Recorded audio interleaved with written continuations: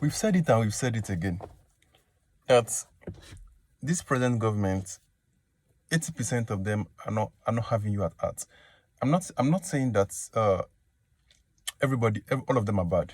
Now look at the trend of Nigeria. You know that the categories of people that have been ruling us since independence, which are the baby bloomers, are the people that are still ruling us to date.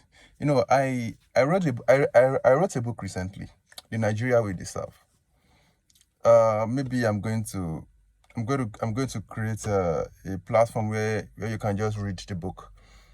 You know, I touched various times. Where has it been wrong? What have we done to what has happened to us? What happened? How do we get here? This was not how Nigeria was in the 70s.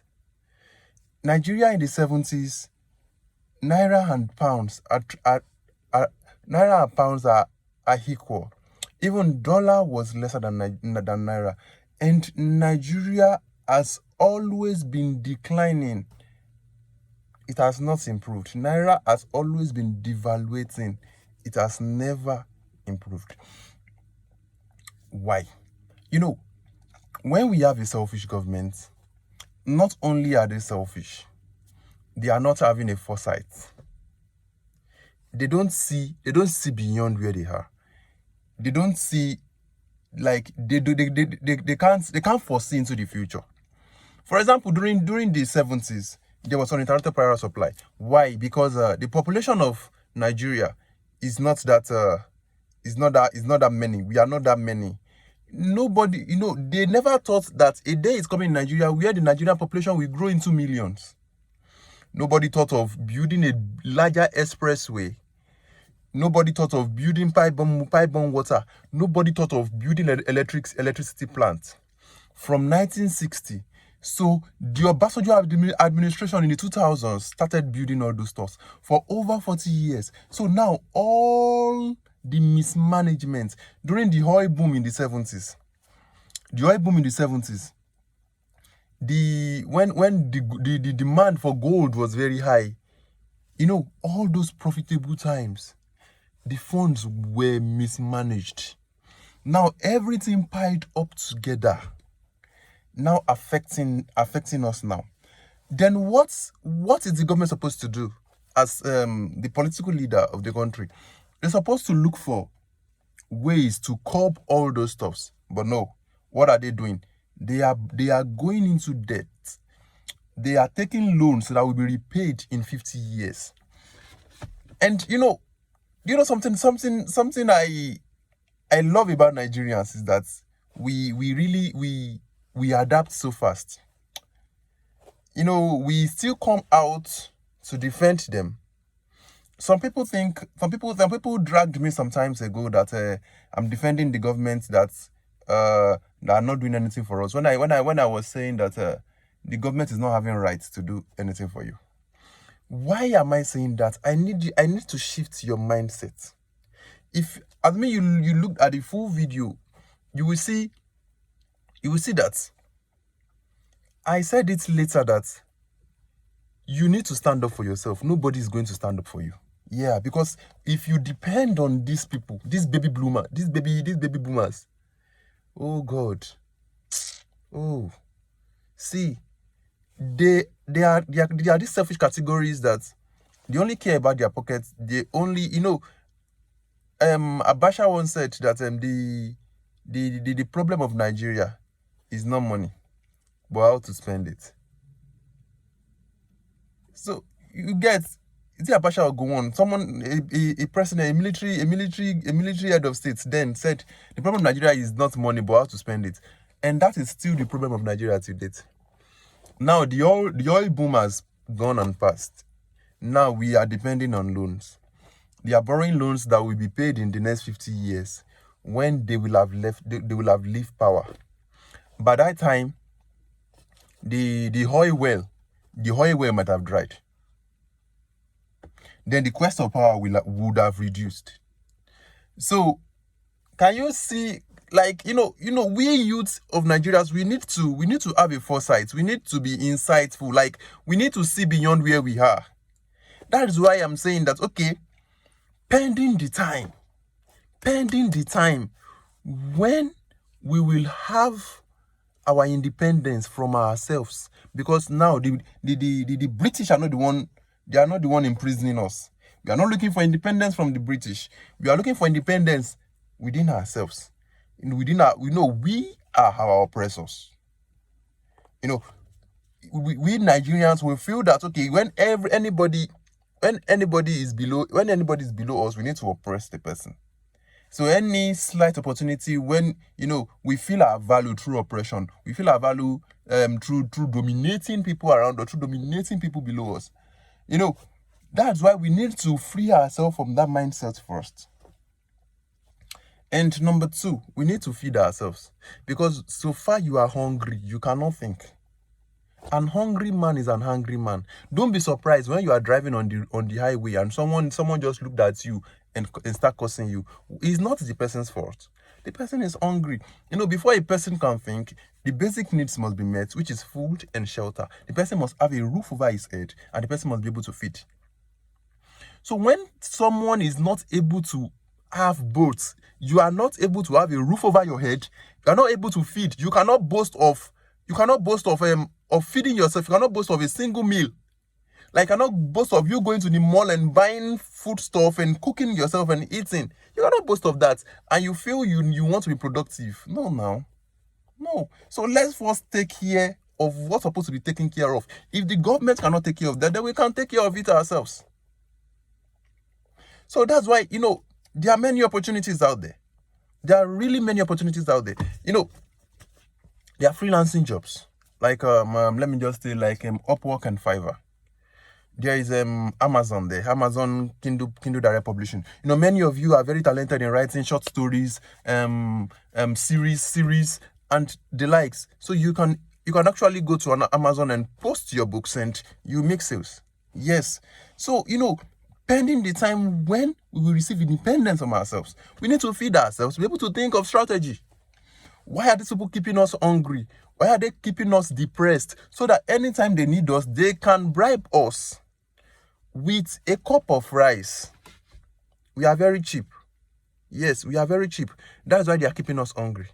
So when the election time is near, they'll come over, they'll give you maybe 2,000 naira, 4,000 naira, any amount, and with a cup of rice, like maybe, let me just say, the derica of rice, and that's all. Oh my God. We are trading our future. We are mortgaging our future without we knowing. We are mortgaging our future without we knowing. So we really need to speak for ourselves. We need to fight for ourselves. And we need to stand up for ourselves. Yes, we need to make that opportunity count for ourselves. I can't make this video in the studio today, so I just have to make this video in the car.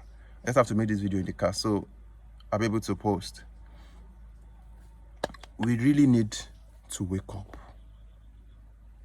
We really need to wake up. In the 70s, the minimum wage was 130 naira. And an average family in the 70s can feed on 50 naira. Like, comfortably feed on 50 naira. Now, what's the minimum wage? The minimum wage is now 33,000 naira. And 33,000 naira is not even enough for a boarding student. For a boarding student to manage, not to talk of a whole family feed. Look at the stock exchange. The stock exchange report they released recently. They said Nigeria stock exchange increases by 27% or 40-something percent. I'm like, how? We know how everything is crumbling in the country. We know how everything has gone down. And yet you are telling me Nigeria stock exchange is very profitable. How? It's not reasonable. It's not making sense. The currency keeps devaluing. Importers are crying. The citizens are crying because They can't afford what they can afford before. Income is not increasing and things are being expensive every single day. Wow. I really won't talk much. I really won't talk much. I won't. But I know that we want to be kept, they want us to keep quiet, yet we will not keep quiet. We will continue talking because there is no point in keeping quiet again. There is no point, we are being pushed to the wall now. Like we are at the edge. We are at the edge. Look at NSAS protest. Look at how Nigerians, peaceful Nigerians, are massacred. These so-called armies will come. They will be a tool to these so-called politicians. Now they will be having rifts. They will be coming on the social media. They will be asking for pity. Okay, in the Boko Haram, pray for us. Wait, when you are facing your fellow citizen, you are shooting at people that do not have guns. You are shooting at them. You are killing them. You are killing them. Killing them. See, a revolution is coming. A revolution is coming. And what I would just advise is that all you professionals, doctors, teachers, dentists, any professionals of the kind, that innocent people will come to your work and you won't be able to attend to them. Before they get to these so-called politicians, they are getting to you first. They will get to you first before they get to the so-called politicians. Just do good. Just do good. Do good. Now, what I'm concerned about is making the people I'm having the power to make anybody I'm having the power to make them feel better. I will make them feel better at the little space I am. You don't need money to make people feel better. The words of your mouth can make people feel better. Your kind gesture can make people feel better. You're in the mall, you can make people feel better. Nigeria, we are passing through a lot. So we should not add to the problem by ourselves. These people want us to start fighting ourselves. They want us, they want this tribal division. Hausas don't like Yorubas. Yorubas don't like the Igbos. The Igbos don't like Hausas, vice versa. My mom once told me that I can't marry anybody from Igbo and Hausa. That if I want to marry, because I'm a Yoruba guy. And I told her, no, you're human. I'm human. Irrespective of the race, irrespective of the location. If I like her, I'm taking her. So that is not, if there's a chemistry between us, I'm taking her. No, not in my house. No, either in your house or not in your house. They've been brainwashed. Right from our home, they trained us to be silent. Your dad can talk and you have a voice. No. Your mom can talk at home and you have a voice. No. So our voice have been killed from our home since we were small. Now the generation that are coming now, they can't keep quiet. No, they can't keep quiet. This alpha generation can't keep quiet. They question everything. So please, if you're having a child in your house, don't keep the child quiet. Don't kill that child's voice. Because one day, that child will need that voice to question the system. You are not having the voice to question the system. You are scared of the outcome. Yet, we are talking, some people will come out, they will discriminate us. Some people will come out, they will say sort of things. I don't care. I'll continue talking and I'll continue saying it. I'll continue talking, I'll continue saying Nigeria is my country. And why do you come out like this? Come help me now. And now then you call me on phone or you message. Why do you come out like this? I told you before. Oti yato. Hey, Bolu. Hey, Oga. Nigeria is my country. And we will fight for it to the last breath. I don't care. I don't care again. Now, even if I keep quiet, hunger will still kill me in the house. Either I keep quiet or I talk. Everybody is hungry.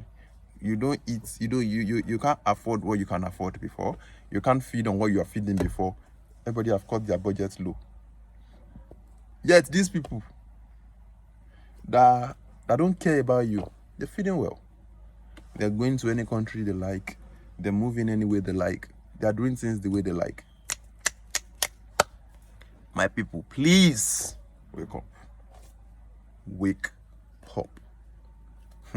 Wake up.